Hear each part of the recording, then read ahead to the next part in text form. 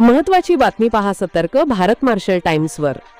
Wagholi police station तपास पथकाने उल्लेखनीय कामगिरी करत अपघात करून मृत्यूस कारणीभूत ठरलेल्या आरोपीला अवघ्या काही दिवसांत अटक केली आहे।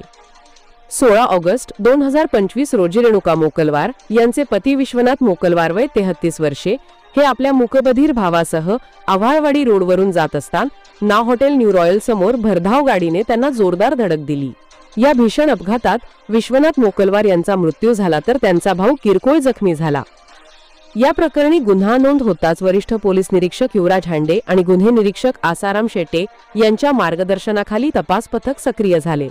तब्बल 25 सीसीटीव्ही फुटेज तपासण्यात आले तसेच गुप्त बातमीदारांच्या मदतीने महत्त्वाचे धागेदोरे मिळाले। पोलीस शिपाई मंगेश जाधव आणि सुनील कुसाळकर यांच्या पुढाकारामुळे आरोपी रोहिदास दगडू पिंगळे वय 34 राहणार वाघोली यास अटक करण्यात आली। चौकशीत त्याने MH12XQ 6474 या चारचाकी वाहनानेच अपघात घडवून आणल्याचे कबूल केले। सध्या पुढील तपास पोलीस उपनिरीक्षक शिवशंकर राघू करत आहेत।